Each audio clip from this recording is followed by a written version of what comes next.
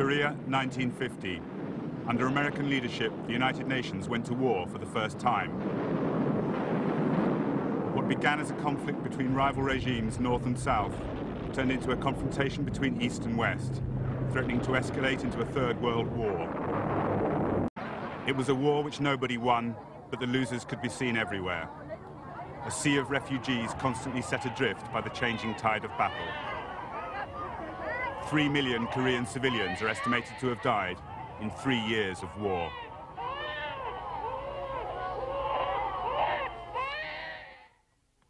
Korea was no stranger to war. Common borders with China, Russia, and proximity to Japan had made it the focus of 3 wars in 60 years, ending in its forcible colonization by Japan in 1910. Yet it was the Allied decision of 1945, splitting the country along the 38th parallel, with Russia and America each occupying half, that led to the Korean War, and has left it today with rival governments in Pyongyang and Seoul, holding sway over 2 very different Korean societies. Sporadic fighting between the 2 regimes turned into pitched battle on the 25th of June 1950.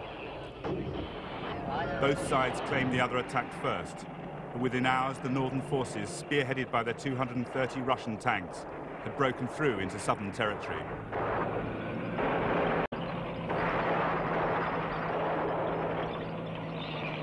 The United Nations Security Council identified the North as the aggressor. The absence of the Russian delegate boycotting in support of Communist China's claim to a seat left the Americans a clear field, and a second meeting called for military support for the South. Leadership of the UN forces was given to the commander of the American Army of Occupation in Japan, a man who had already become a legend. General Douglas MacArthur was a graduate of West Point, decorated in France in 1917. His brilliant island-hopping campaign in the Pacific in World War II was rewarded by effective governorship of Japan. His appointment as leader of the first UN army in the field seemed vindicated by his decision to land at Incheon. But when he argued for a campaign against the Chinese mainland, President Truman relieved him of command. The United Nations forces included 95,000 South Koreans at the start of the war, who were joined by 300,000 American troops. Although 15 other countries sent military forces, their combined contribution of around 44,000 was dwarfed by the massive American military presence. Opposing them were 135,000 North Korean soldiers. When China entered the war in October 1950, it added 250,000 men to that total, a figure that grew markedly as the war progressed. By the 28th of June, the North's T-34 tanks had led them into Seoul itself, having swept through the Ujeongbu Valley with ease. The southern forces had melted before them, and now their ranks were swollen by local guerrillas. In their haste, the Southern Army had blown the bridge across the Han River too soon, trapping some of their own forces, as well as thousands of refugees. The result was a massacre. In the following weeks, the South Korean and US forces suffered a string of defeats, falling back to the southeast around the main supply port of Busan. In danger of being driven out of Korea altogether, the UN command built a defensive line along the Naktong River.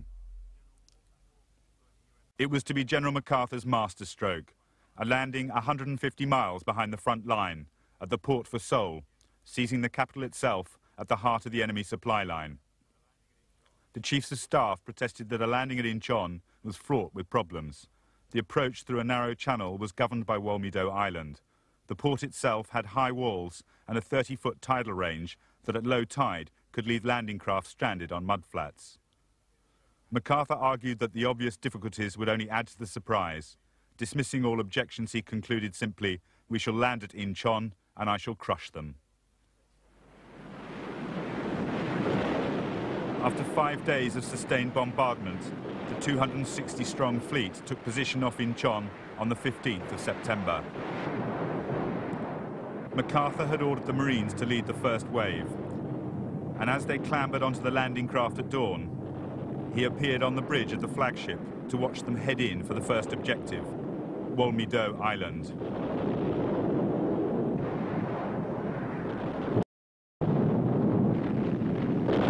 force was remarkably light. Within 2 hours, they'd flushed the few defenders from their bunkers and swept the island. The main force waited at sea for an agonizing 9 hours, coming into land on the next high tide, while the Marines kept the defenders pinned down. Again, there was little opposition, and they quickly established a beachhead. MacArthur's gamble had paid off handsomely, at a cost of only 20 dead.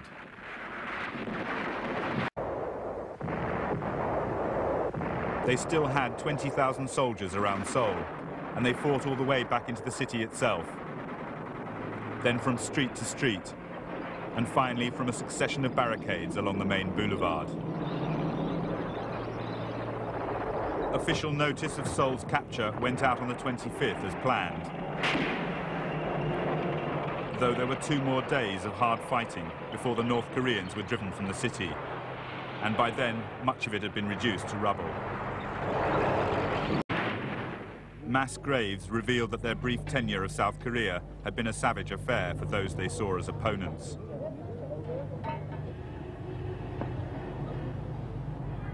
Yet as power passed back to the South Koreans, many UN soldiers were equally shocked by the roundup of suspected collaborators who were forced to wear the traditional mask of the criminal before being marched off to an unknown fate.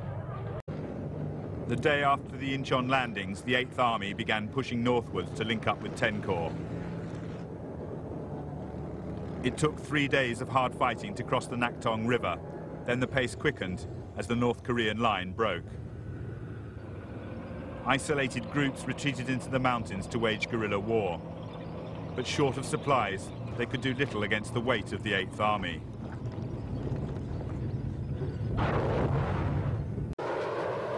By the end of September, the surviving North Koreans had fled back across the parallel, or been rounded up as the UN forces cut their retreat. With South Korea nominally under his control, Syngman Rhee seized the initiative. On the 1st of October, he ordered his own troops across the 38th parallel, in pursuit not only of the northern forces, but of his own dream of a reunited Korea.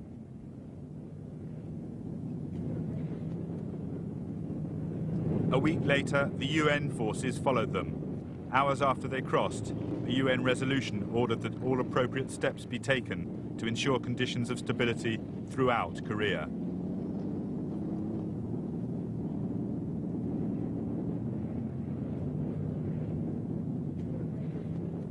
MacArthur again split his forces in 2. While the 8th Army drove on due north of Seoul towards Pyongyang, he sent 10 Corps round to effect a landing at Wonsan on the east coast, hoping to repeat the success of Incheon. This time it failed. The front line had already moved north, and 10 Corps followed, driving towards the Chosin Reservoir and the Yalu River, the border with China. On the west coast, the 8th Army took Pyongyang on the 19th of October, the only time the West ever held a communist capital. Syngman Rhee addressed the crowds from the balcony where his opponent had once stood. All Korea now seemed in his grasp. Among the UN forces, thoughts were turning to home. Their work in Korea seemed finished. Some troops were already preparing to leave. But a week after the fall of Pyongyang, everything was to change. The Chinese entered the war. They poured out of the hills, hitting the UN columns in massive human waves. On the battlefield, surprise was total. Yet the UN intelligence services had consistently discounted the obvious danger of Chinese intervention. Mao Zedong's hold on China after the Civil War was barely secure in 1950. American military and political support for his opponent, Chiang Kai-shek, and the nationalist forces on Formosa was a constant threat. Chinese films portray the preparation of a volunteer army going to the aid of North Korea. In reality, 200,000 men of the battle-hardened Red Army made their way across the Yalu River into the mountains of North Korea. The northern forces swept into Seoul at the end of December, and again the 8th Army couldn't hold them.